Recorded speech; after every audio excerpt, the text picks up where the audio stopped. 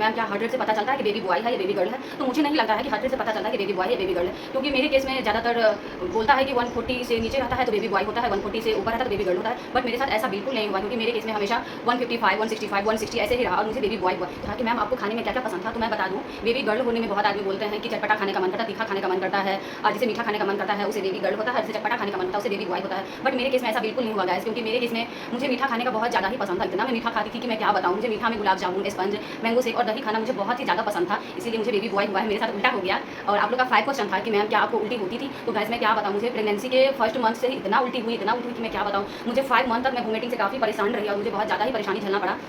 जितना भी मेडिसिन खा रही थी फिर भी मुझे उससे कुछ भी ठीक नहीं हो रहा था। 2-3 उल्टी हो ही जाती थी और मैं पानी पी के ही ज़्यादातर रहती थी, क्योंकि और उसी वजह से मेरा वेट भी नहीं बढ़ा जाता, क्योंकि 5 केजी मेरा वेट बढ़ा, क्योंकि प्रेगनेंसी में कम से कम 10 केजी वेट बढ़ना चाहिए मेरा। हेलो माय यूट्यूब फैमिली, स्वागत है आप सभी को मेरे YouTube channel Nikki Mehta official में। कैसे हैं आप सब लोग? आई होप कि आप सब अच्छे होंगे। गाइज मैं आज अपने 9 मंथ प्रेगनेंसी जर्नी के बारे में लेके आई हूँ और मेरे बेबी बॉय होने के क्या क्या सिम्टम्स है, तो मैं सोची आप लोग के साथ एक वीडियो बना के शेयर करूँ, क्योंकि बहुत लोग का मैसेज आ रहा था कि मैम आपका नॉर्मल डिलीवरी हुई है या सी सेक्शन हुई है, मैम आपको बेबी बॉय हुआ है या बेबी गर्ल हुआ है। तो मैं सोची क्यों ना इस पर एक छोटा सा वीडियो बना के डाल दूँ। तो आप लोग का फर्स्ट क्वेश्चन था मैम आपको नॉर्मल डिलीवरी हुई है या सी सेक्शन हुआ है? तो मैं बता दूँ गाइस कि मुझे नॉर्मल डिलीवरी हुई है और नॉर्मल डिलीवरी में मुझे बहुत ज़्यादा ही कष्ट झेलना पड़ा, बहुत ज़्यादा ही पेन हुआ, क्योंकि नॉर्मल डिलीवरी में जिसको फर्स्ट बार डिलीवरी होता है उसको कम से कम 40 से 50 आवर लगता है, लेकिन बट मेरे केस में ऐसा नहीं हुआ, क्योंकि मेरे केस में 37 आवर लग गया जिसलिए मुझे बहुत ज़्यादा ही पेन को फेस करना पड़ा। सेकेंड क्वेश्चन था मैम आपको बेबी बॉय हुआ है या बेबी गर्ल हुआ है? तो मैं बता दूँ गाइस कि मुझे बेबी बॉय हुआ है। और आप लोग का थर्ड क्वेश्चन था मैम आपको बेबी कितने दिन पे हुआ है? तो मैं बता दूं मुझे 38 वीक और 7 डेज पे हुआ है। आप लोग का फोर्थ क्वेश्चन था कि मैम आपको खाने में क्या क्या पसंद था? तो मैं बता दूं बेबी गर्ल होने में बहुत आदमी बोलते हैं कि चटपटा खाने का मन करता है, तीखा खाने का मन करता है, और जिसे मीठा खाने का मन करता है उसे बेबी गर्ल होता है, जिसे चटपटा खाने का मन होता है उसे बेबी बॉय होता है। बट मेरे केस में ऐसा बिल्कुल नहीं हुआ गाइस, क्योंकि मेरे केस में मुझे मीठा खाने का बहुत ज़्यादा ही पसंद था। इतना मैं मीठा खाती थी कि मैं क्या बताऊँ। मुझे मीठा में gulab jamun, sponge, mango shake और दही खाना मुझे बहुत ही ज़्यादा पसंद था, इसीलिए मुझे बेबी बॉय हुआ है। मेरे साथ उल्टा हो गया। और आप लोग का 5 क्वेश्चन था कि मैम क्या आपको उल्टी होती थी? तो गैस मैं क्या बताऊँ, मुझे प्रेगनेंसी के फर्स्ट मंथ से ही इतना उल्टी हुई कि मैं क्या बताऊँ। मुझे 5 मंथ तक मैं वोमिटिंग से काफ़ी परेशान रही और मुझे बहुत ज़्यादा ही परेशानी झेलना पड़ा।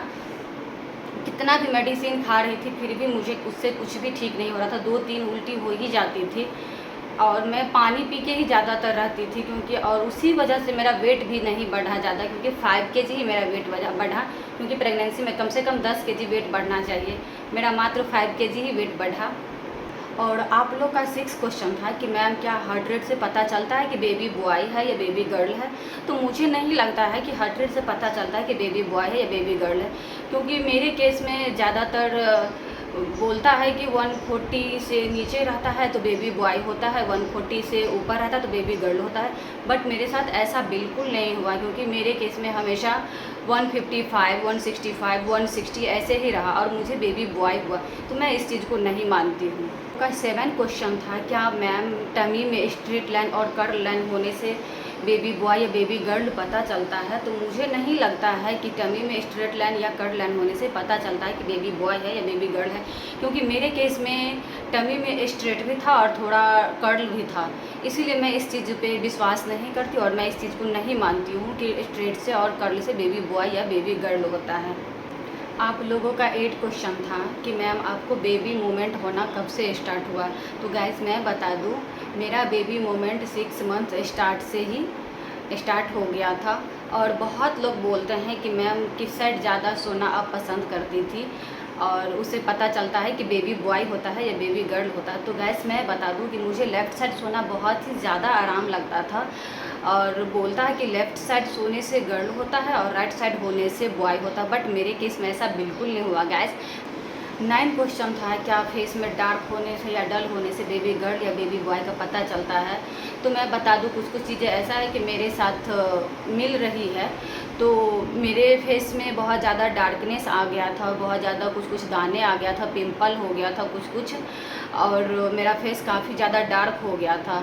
क्योंकि बोला जाता है कि फेस में डार्क होने से बेबी बॉय होता है, तो मुझे बेबी बॉय हुआ है। बहुत आदमी बोलते हैं कि फेस में बेबी डल होने से और ग्लो आने से बेबी गर्ल होती है।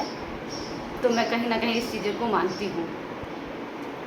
10th क्वेश्चन है, क्या बेली बटन बाहर आने से बेबी बॉय होता है या बेली बटन अंदर आने से बेबी गर्ल होता है। तो मैं बता दूं गाइस, मैं अपने केस में मेरा बेली बटन 7 मंथ में ही आ गया था बाहर, और मुझे बहुत आदमी बोलता है कि बेली बटन बाहर आने से बेबी गर्ल होता है और बेली बटन बंद अंदर आने से बेबी बॉय होता है। तो मैं इस चीज़ को कहीं ना कहीं नहीं मानती हूँ, क्योंकि गाइस मेरे साथ बेली बटन जो है मेरा 7 मंथ में ही बाहर आ गया था और मुझे बेबी बॉय हुआ है।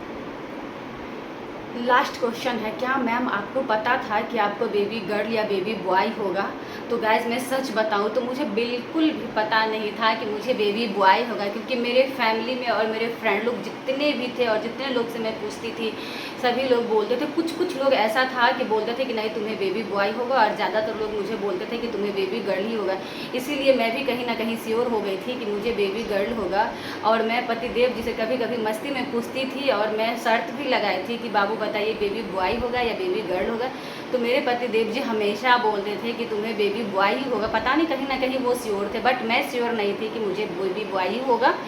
और गाइस बेबी बॉय हो या बेबी गर्ल हो, मैं इस चीज़ को उतना नहीं मानती हूँ। बेबी बॉय और बेबी गर्ल दोनों ही को एक जैसा ही प्यार करना चाहिए, एक जैसा ही सम्मान मिलना चाहिए, क्योंकि बेबी बॉय और बेबी गर्ल दोनों एक ही गर्भ में रहते हैं। इसीलिए मेरे अनुसार से बेबी बॉय हो या बेबी गर्ल हो, दोनों को एक जैसा ही प्यार करना चाहिए, अच्छे संस्कार देना चाहिए, अच्छे परवरिश करना चाहिए। उसी से पता चलता है कि उसका संस्कार कैसा है, उसका परवरिश कैसा हो, चाहे बेबी बॉय हो या बेबी गर्ल हो। तो गाइस आप लोगों को मेरा वीडियो कैसा लगा आप लोग कमेंट करके ज़रूर बताएं। अगर मेरा वीडियो अच्छा लगे तो प्लीज़ लाइक कर दे, चैनल पे नए तो प्लीज़ सब्सक्राइब कर दे और बेल आइकन दबा दे। मिलते हैं फिर नेक्स्ट ब्लॉग में, बाय।